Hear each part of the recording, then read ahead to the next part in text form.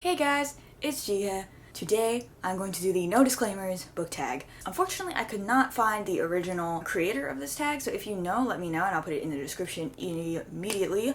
But I saw this tag originally on Olivia's Catastrophe, so I'll link her channel in the description, as well as her video. She did not tag me, but I just saw her do it and I was like, you know what? I feel like this tag is perfect for me because you know me guys, like if there's anything I love to do, it's rant and complain about things that I don't like because, you know, I'd like to be one of those like really positive people because there are so many booktubers who like never say anything negative and they're like really positive people. That's not what this tag is all about. This tag is about complaining. So right up my alley, guys, you know.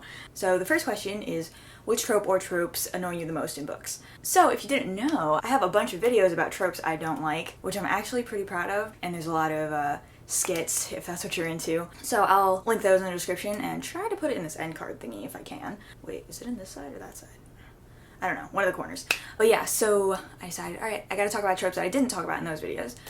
So one is the Mary Sue warrior girl. Now if you don't know what Mary Sue is, basically it's just an unrealistically overpowered character. Like everything kind of goes their way even if they make decisions that should objectively be mistakes, and then they're not held accountable for those mistakes, which I think is really annoying. The definition of Mary Sue tends to vary depending on who you ask, but that's my definition. Yeah, and I'm also tired of strong female characters only being deemed strong if they're physically strong. I think what people mean by strong female characters are female characters who actually play a role in the story that's important. Like you can't just cut them out and the story would be exactly the same.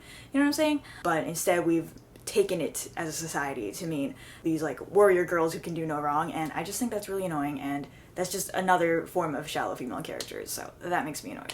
Another trope that I don't like is a lot of like dystopian books these days focus a lot on the idea of like sorting people into different categories. Take like Divergent, which of course puts you into categories based on your singular most prominent personality trait. And if you're divergent, meaning you have more than one prominent character trait, holy cheese, that's dangerous. Like, okay, think about that for a second. First of all, they're self-sorted. They choose which one they want to go to.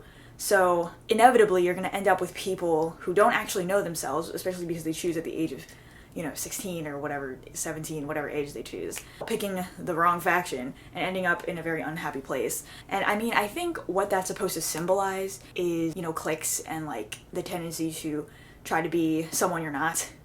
However, as a way of organizing society, that doesn't make any sense. How did it even come to that point? Like, there's no logical reason that society would end up in that place, right? Then take like the Legend series. Society creates a hierarchy based on your standardized test scores, which again, an unsuccessful commentary on standardized testing and its impact on the youth. I'm just tired of these like not that thought out dystopias, but like everybody just buys it because, oh, it's dystopian, like it doesn't have to make sense how we got to this point. I think, as people, we tend to snowball, right? Like we end up in places we didn't mean to be. As a society, we tend to follow trends and yada yada, and things get out of hand really quickly. If you just look at the American government and our current policy, you can see how that got out of hand real quick. But a lot of dystopian authors just kind of jump on the bandwagon and try to write a dystopia where people are sorted into different groups by some arbitrary method, and a lot of the time they don't fully think out the method so that it actually works or makes sense for society to be run that way. I don't know if that's really a trope, but that's a really big pet peeve I have with YA dystopia specifically. The second question, which authors do you think are the most overrated / overhyped? This is a great question. So I'm gonna have to agree with Olivia that Sarah J. Maas and John Green are both very overhyped. Okay, so when the Sarah J. Maas hype was going on, that's when I really like started watching more booktube. So I was like, oh my gosh, these books must be really good. Like everybody keeps talking about them. Wow, strong female characters. I'm so excited to read these. Like I had kind of already fallen out of love with YA for the most part because of the characters not being that interesting to me. So I was like, oh, okay, everybody's saying Selena is so great. Feyre, so great. So I tried A Throne of Glass, and then I tried A Court of Thorns and Roses, and I couldn't get past the first 100 pages of either of them, but I was really trying to like them. I was like, oh my gosh, I'm so excited, this is gonna be great. Reddit was utterly disappointed. I don't think her prose is terrible. That was actually the one thing I thought was pretty good. But her characters are awful, like awful, okay? First of all, Selena and Feyre are both very stereotypical, strong female characters like what I was talking about earlier in the video. And then particularly with A Court of Thorns and Roses, I don't get why she's getting praise for her female characters, because Feyre is so far is the only female character that's actually defying any old stereotypes about women. Like, I think she's kind of fitting into the new stereotypes about female characters, or strong female characters, but that's another conversation. But take her sisters. I forgot their names because they're really annoying, but they're basically just useless airheads that are into dresses and looking nice, and they want to be pretty, and they want to live above their status. You know, like, that falls into so many stereotypes about women, especially women in that genre. And it's just like, don't even talk to me about her having strong female characters when 2 of the 3 female characters introduced within the first 100 pages of A Court of Thorns and Roses are super stereotypical and really annoying to boot. Also, again with the Mary Sue Warrior Girl thing, I just thought Selena being so cocky and, like, I mean, I think that was supposed to be a way of her coping mechanism, like covering up her fear, but it just made her really obnoxious, especially because she kept talking back to all the wrong people, but it never got her in trouble, and that was really annoying. Okay, then John Green. I mean, like Olivia was saying, the common complaint with John Green is that his characters don't fit the age group that they're supposed to be. But I've met people like that. They think they're so much more philosophical and smart and deep than they actually are. Like, they're just, like, you're, like, okay, like, I understand teenage angst or whatever, but, like,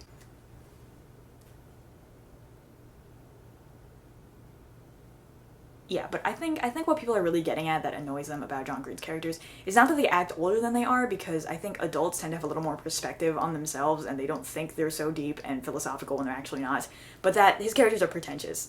I think that's what people are getting at, and there are people like that. There are plenty of pretentious people, okay? Like, it's not unrealistic. Like, they're out there. It's just that they're annoying. Okay, then my addition to the overrated authors is James Patterson, okay? I mean, I think he has a skill of writing terrible, terrible books that sell. Okay? He's a businessman. Okay. I've read so many James Patterson books, mostly in, like, middle school when I thought I had to finish every single book that I started. So I read the entire Maximum Rhyme series. I read Witch and Wizard. And I read one Alex Cross book. I cannot even begin. Okay? He has too many characters most of the time, to the point that he doesn't characterize some of them. He kills off his characters only to bring them back to life. Like, in all of those books that I read 7 or 8 Maximum Rhyme books, then I read 3 Witch and Wizard, then I read 1 Alex Cross. He didn't kill off, like, a single named character because they all came back to life at the end. Or it turns out everyone just thought they were dead, but they weren't really dead. Poe, what's going on, buddy? And, like, on top of that, he just doesn't really make you care about any of the characters.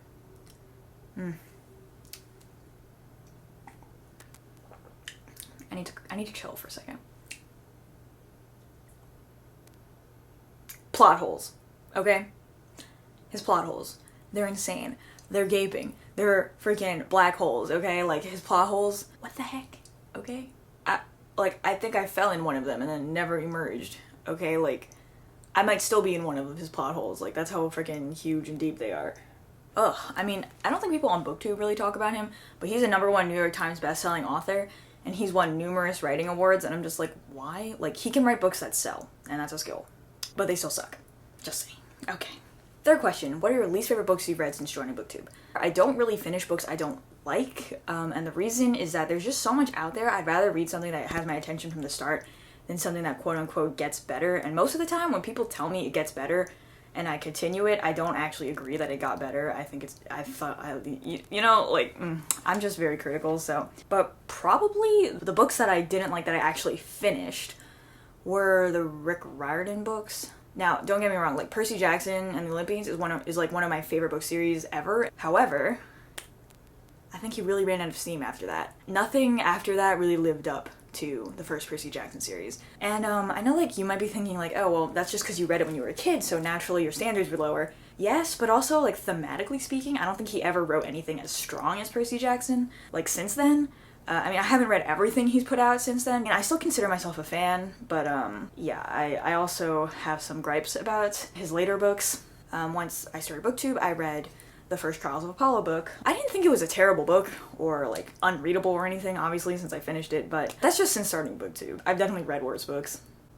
Fourth question, what is a terrible ending that ruined an otherwise quality book? So again, like, I think normally I can kind of tell when I'm not gonna like a book early. So it's kind of rare that I'll, like, finish a book and then not like the ending. But one book that I did not like the ending to was We Were Liars by E. Lockhart. I just thought the supernatural ending was kind of lazy, and I was expecting a psychological book, but it turned out to be paranormal.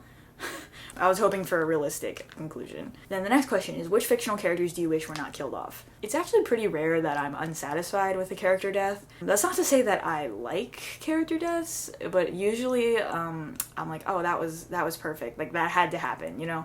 Like, that was really well done. I hate it, but I also love it, you know? Although most Attack on Titan deaths I wish didn't happen, because, you know, I just like the characters, but I agree with most of his character deaths. I'm like, oh yeah, that was good writing, even though I wish they didn't die. One that I did think was kind of underwhelming was Ymir, and I wish it was a little bit more focused on or dramatic, but I'm not mad that she died. It's more like I want it to have been written out more. And one character from Naruto I wish they didn't kill off was Neji, because I think that was just so badly done. Like, I mean, I'm not mad that he died, but it's more like the way they executed it. Like, that's usually what gets me upset about character deaths, is the execution. No pun intended. Not necessarily that they actually die. But, oh, Ned Stark. I mean, that execution was so freaking good, but I'm so mad. Like, ugh. Okay, so the next question is, what are some of your bookish pet peeves? I work in a library, and I have to say, some of the most annoying things are, like, books with, like, soggy binding and the pages just fall out in chunks. I hate that. Crumbly glue on the binding when the title and call number and stuff rubs off the spine. I hate that.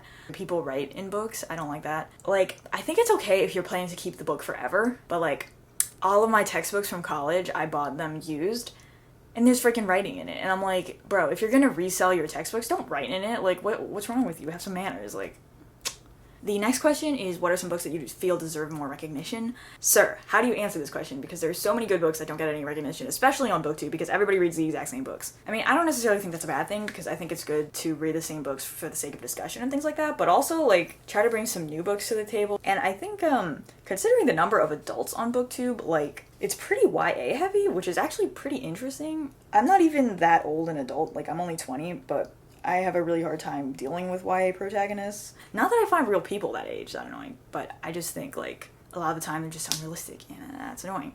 So these are some adult books I think are really underrated. One of the books I really liked last year that I think is really underrated is Dreams and Shadows by C. Robert Cargill. It's a fantasy. It has a really interesting format, engaging characters, one of my favorite antagonists of all time, very underrated. Also Red Rising by Pierce Brown. It's very violent, though. There's also a little bit of sex, but, like, it's not super graphic. It's like the violence gets really graphic. If you are into YA dystopia, this would be a good book for you. And honestly, like, any Haruki Murakami book is underrated. Like, I never see people talking about him on BookTube, but they should. The next question is, what are your thoughts on censorship and banning books? Watching other people's tags, some people are saying that they believe that racist or misogynist or things like that should be banned. Now, I think that that's coming from a good place. I can see their reasoning. However, I think censorship is far too dangerous to allow anything to be censored. I mean, I think it's fine for a publishing company to reject a book on those grounds, because they're a company, you know? But you should be able to put anything out there. I don't trust any authority to reliably and responsibly censor the books that deserve to be censored. It's going to get out of control very quickly. There's no really good way to regulate what gets censored and what doesn't. Like, it'll eventually evolve into whoever is making the decisions to censor or ban books will just censor or ban whatever they don't like or whatever they find distasteful, which is going to end up censoring a lot of expression and like positive forces as well as the negative. No authority can be trusted to decide what we as a society should be exposed to in terms of media. Like, again, while companies are allowed to have their own vision and, you know, what they want to publish and everything like that, and reject certain projects on certain grounds, that's fine. But I think self-publishing should always be an avenue. Like, you should always be allowed to put stuff out there. It's impossible to have book censoring that only censors the bad. Which is why education is so important. It's really important to teach people how to think for themselves, because propaganda is partially so effective because of the mob mentality and also just a general lack of education. Like, our education system generally doesn't teach us how to differentiate between propaganda and just, you know, regular writing. Take commercials, for instance. We aren't taught how to see all the subliminal messaging in commercials, or even that people want to do that. Like, people want to trick other people. Like, that's just a thing. That's just a fact. And one of the ways they do that is rhetoric. So it's really important that people, just everyone, learns how to decipher like what's underneath and how they're being manipulated by words. I think censorship is not the answer. What needs to happen actually is we have discussions about these quote-unquote problematic books. Yeah, the key to becoming a more quote-unquote progressive society where we're not as easily swayed by rhetoric and propaganda is through discussion and education. So yeah, like, I see why people think censorship might help.